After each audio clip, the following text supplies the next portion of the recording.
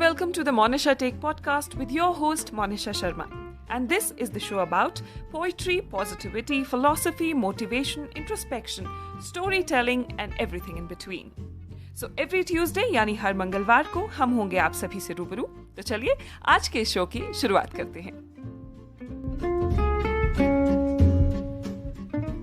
नमस्कार, the Monisha take के इस नए एपिसोड में आप सभी का स्वागत है। तो आज की एक छोटी सी कहानी आप सभी के लिए मैं लेकर आई हूँ तमिलनाडु से। वैसे तो ये कहानी आप में से कुछ लोगों ने सुनी होगी, लेकिन कहानी के अंत में एक छोटी सी जानकारी है जो मुझे लगता है कि आप में से ज्यादातर लोगों को पता नहीं होगी, इसलिए इस एपिसोड को अंत तक सुनिएगा जरूर। तो आज की ये कहानी है दंडयुद्धपन्नी टेम्पल, पलानी, तमिलनाडु की। ऐसा कहा जाता है कि एक बार नारद मुनि कैलाश पर्वत पहुँचे। वे कैलाश पर्वत भगवान शिव से मिलने आए थे, जहाँ पर भगवान शिव माता पार्वती और अपने दोनों पुत्र मुरुगन और विनायक के साथ रहते थे। अब आपकी जानकारी के लिए बता दूं कि दक्षिण भारत में भगवान कार्तिकेय को मुरुगन और भगवान गणेश को विनायक कहा जाता है।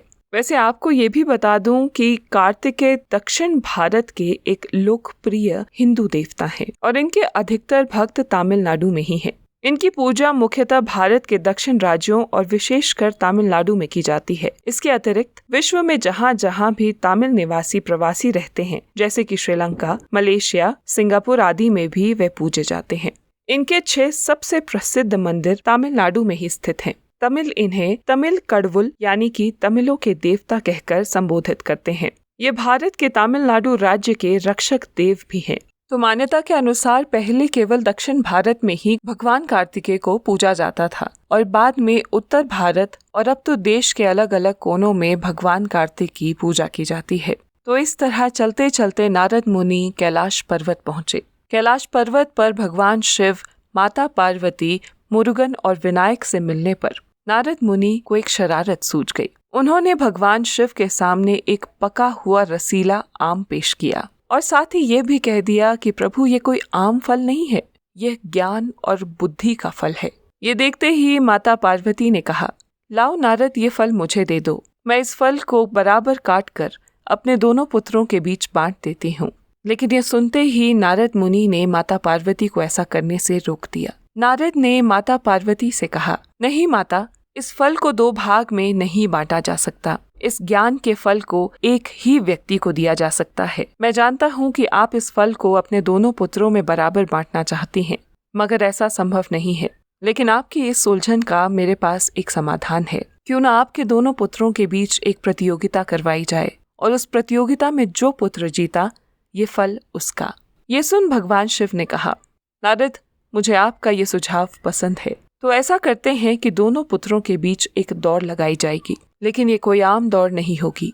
मुरुगन और विनायक को इस ब्रह्मांड का एक चक्कर लगाना होगा। तो दोनों में से इस प्रतियोगिता को जो पहले पूरा करेगा, ये ज्ञान का फल उसका।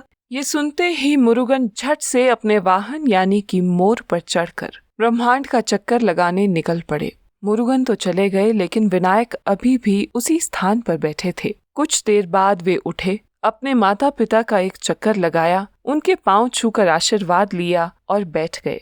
ये देख भगवान शिव ने विनायक से पूछा, आखिर तुम अपने भाई के पीछे पीछे क्यों नहीं गए विनायक? इस पर विनायक ने जवाब दिया, पिताजी, प्रतियोगिता ब्रह्मांड का चक्कर लगाने की थी, मगर मेरा ब्रह्मांड, मेरी दुनिया तो आप दोनों ही है। विनायक से ये जवाब मिलने के बाद स्पष्ट हो गया था कि इस प्रतियोगिता का विजेता कौन है। माता पार्वती ने विनायक की सोच से प्रसन्न होकर ज्ञान का फल पुरस्कार के तौर पर विनायक को दे दिया। काफी समय के बाद थका हारा मुरुगन ब्रह्मांड का चक्कर लगाकर वापस पहुंचे।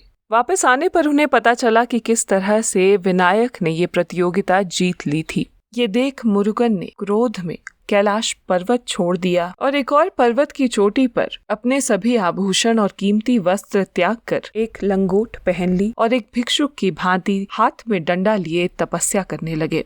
मुरुगन के पीछे पीछे विनायक, भगवान शिव और माता पार्वती भी धरती पर आए। उन्होंने मुरुगन को मनाने की बहुत कोशिश की, परंतु मुरुगन नहीं माने। अंत में भगवान शिव ने मुस्कुराते हुए मुरुगन से कहा, मुरुगन, तुम्हें एक ज्ञान के फल के कारण क्रोधित होने की आवश्यकता नहीं है। तुम स्वयं ज्ञान का प्रतीक हो। उस दिन के बाद से जिस पहाड़ की चोटी पर मुरुगन तपस्या करने बैठे थे, उस चोटी को पलानी अर्थात ज्ञान का फल कहा जाता है।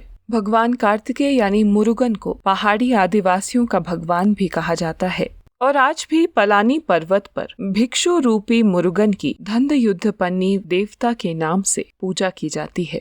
तो ये था आज का छोटा सा एपिसोड। मैं उम्मीद करती हूँ कि ये कहानी और ये जानकारी आप सभी को पसंद आई होगी। अगर आज की ये कहानी पसंद आई हो तो इसे शेयर करना मत भूलिएगा। देश के अलग अलग कोनों से एकत्रित की इसी तरह की और जानकारी और कहानियों के लिए आप मेरे पॉडकास्ट द मोनिशा टेक को Facebook, Instagram, Spotify, YouTube, Apple podcast, Google podcast, hub hopper, हंगामा म्यूजिक और विंक म्यूजिक ऐप पर सब्सक्राइब और फॉलो कर सकते हैं। धन्यवाद।